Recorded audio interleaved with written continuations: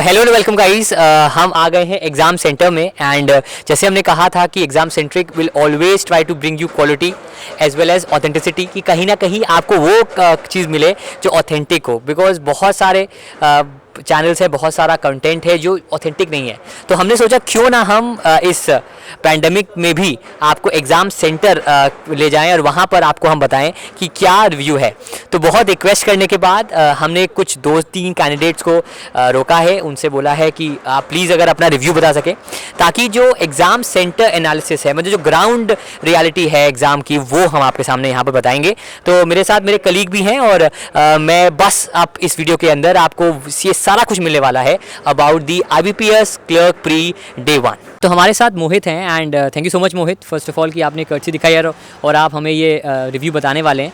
तो मोहित, सबसे पहले तो फर्स्ट शिफ्ट आपने दिया, फर्स्ट शिफ्ट में थे आप, तो ओवरऑल कैसा गया आपका पेपर? सर ओवरऑल पेपर ठीक था और अटेम्प्टेड था, ऐसा नहीं था कि कर ना पाए, करने वाला था पेपर। और क्वेश्चन ठीक थे, अच्छे खासे थे, मैथ्स में क्वेश्चन अच्छे आए थे, 4 से 5 क्वाड्रेटिक के आए थे और सिंप्लीफिकेशन के 12 से 13 क्वेश्चन थे और हो रहे थे, ऐसा नहीं है। मेरा क्वांट्स ठीक है, ये मेरा सेकंड अटेम्प्ट है, तो क्वांट्स वगैरह मेरा ठीक है, तो मेरा अराउंड 30 प्लस गया है अटेम्प्ट इसमें और हुआ है इसमें बढ़िया। और इंग्लिश रीजनिंग में ठीक है आपका? हाँ, इंग्लिश और रीजनिंग मतलब इन तीनों में से आपका सबसे इंपॉर्टेंट मैथ्स का ही रहा? हाँ, मेन मैथ्स था, बाकी इंग्लिश और रीजनिंग में भी हुए हैं। मैं इतना नहीं कहूँगा कि इसके बराबर हुआ है, बट ठीक है, हुआ है। तो मेरे को आप ये बताओ कि जब हम प्रीलिम्स की बात करते हैं, आपने पेपर दिया है, तो आपको क्या लग रहा है कि मतलब आपका इस बार प्रीलिम्स निकल जाएगा? Sir I am hoping for the good, तो मे बी हो जाए। एंड आखिरी में मोहित, ज़्यादा टाइम नहीं लेंगे आपका, आखिरी में पैंडेमिक में बहुत ज़्यादा एक मतलब पैरानोया भी है और सही बात है, डर भी है कि घर से कैसे आना। तो कैसा था सेंटर का एटमॉस्फेयर, कैसा आपने खुद को प्रिपेयर किया? सर एटमॉस्फेयर ठीक था, एक्चुअली एग्ज़ाम इससे जो पहले हुआ था मैंने उसमें दिया था पैंडेमिक से थोड़ा पहले। तो मुझे आइडिया था कि हाँ क्या क्या चलेगा, क्या क्या मेरे को कैरी करके जाना है। तो मेरे को इसमें प्रॉब्लम नहीं हुई थी और यहाँ पे आके मैं नॉर्मल था, अपने आप को काम रखा और तैयार था मैं। चलिए, thank you so much Mohit, thank you so much.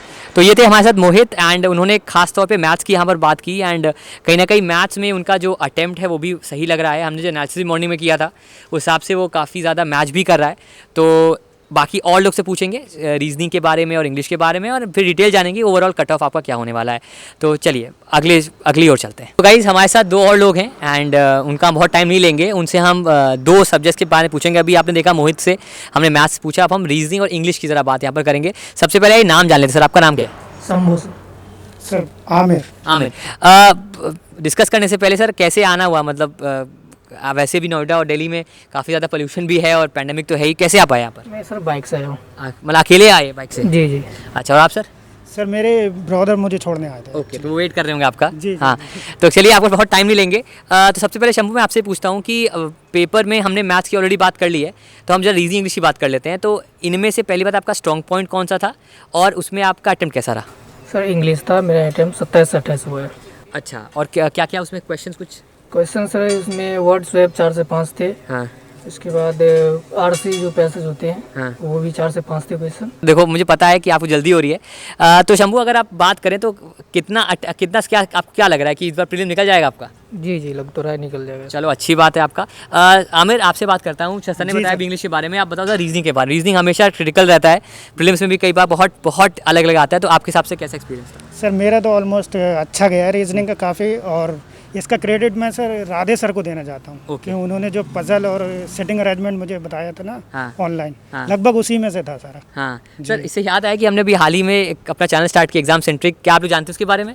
जी। तो क्या कुछ उसके वीडियोस आपने देखे, वो कुछ काम आए? जी बहुत अच्छे काम है कॉन्सेप्ट उनका। अच्छा, तो आखिरी में आपसे एक ही सवाल है कि पैंडेमिक तो रहेगा नहीं रहेगा पता नहीं, पर ये जो अब पेपर अब आने वाले हैं, मेंस की तैयारी होने वाली है, होने वाले हैं, तो आपके हिसाब से ये तैयारी जो आपने एग्ज़ाम दे के आए हैं, तो हम आपको उम्मीद कर सकते हैं अगले महीने या 2 महीने बाद आपको देखें मेंस में? जी ज़रूर सर, ज़रूर। मैं एग्ज़ाम सेंट्रिक में जो है सर, मैं सारा फॉलो करूँगा इनका। अच्छी बात है और मुझे काफ़ी खुशी हो रही है सर। जो राधे सर ने मुझे पढ़ाया वो लगभग वही आया। चलिए, thank you so much and तो thank you so much Shambhu and thank so much Aamir. तो गाइस, मुझे पता है कि बहुत ज़्यादा कैंडिडेट्स हमें नहीं मिले कि the reason why because of pandemic, पर हम स्पेशल मेंशन करना चाहेंगे इन 3 लोगों का जिन्होंने यहाँ पर हमें काफ़ी सपोर्ट किया। तो अगर हम ओवरऑल बात करें तो पेपर इजी टू मॉडरेट था आपका, और डिस्क्रिप्शन बॉक्स में आपको पूरा डिस्कशन मिल जाएगा कि पेपर कैसा गया, क्या कहाँ गया। और अगर आपको ऐसे ही एनालिसिस चाहिए सबसे तेज़, तो प्लीज़ सब्सक्राइब करिएगा एग्जाम सेंट्रिक को। A few moments later. कि अब जैसे मेंस आ रहा है तो हाँ। इसमें जीए और इसमें क्या क्या कर सकते हैं तैयारी वगैरह? देखो यार, जीए की अगर बात करें तो अगर आप अभी आपने तैयारी शुरू नहीं की है तो आपको करनी पड़ेगी, बिकॉज अब टाइम नहीं रह गया। बिकॉज अगर अब प्री हो गया तो 1 से 1.5 महीने में आपका मेंस, या 1.5 से 2 महीने में मेंस आपका हो जाएगा। yes, yes. तो मेरे हिसाब से यार डेली करंट अफेयर्स पढ़ो और वेट करो हमारे मंथली पीडीएफ्स का। मतलब मुझे उम्मीद है कि वो आपको शायद बहुत हेल्प करने वाला चलिए है। इसको तो फिर चलिए, थैंक यू सो मच। तो ये थे हमारे साथ मोहित। तो thank you so much guys आने के लिए। बाकी इसका पूरा डिस्क्रिप्शन आपको हम डिस्क्रिप्शन बॉक्स में डाल देंगे कि क्या एनालिसिस था, पेपर क्या लेवल का आया।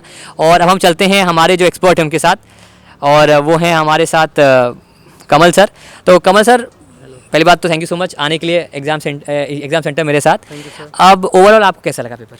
एक्चुअली सर पेपर जो था, जो एबीपीएस जिस हिसाब से पेपर ले रहा है 2 से 3 साल में जिस तरह से फिल्म्स, उसी टाइप का पेपर था।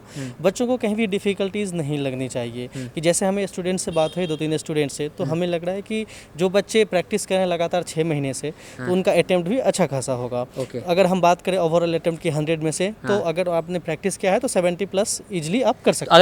अगर किसी ने 70-75 किया है तो कहीं ना कहीं उसको मतलब उसका प्रीलिम्स निकलने का चांस है। हाँ, आप मेंस की तैयारी कर सकते हैं। अगर आपने 70+ किया है, 75+ किया और आपकी एक्यूरेसी भी अच्छी है, तो आप मेंस का प्रिपरेशन इजीली कर सकते हैं। बाकी अगर हम तीनों सब्जेक्ट्स की बात करें, मैथ, इंग्लिश में सबसे टफ कौन सा लगा? एक्चुअली सर सबसे टफ हमें रीजनिंग लगा। रीजनिंग में पजल कुछ 1-2 थे ऐसा कि बस जिस तरह से बात हुई है बच्चों से, तो पजल में मुश्किलें आई हैं।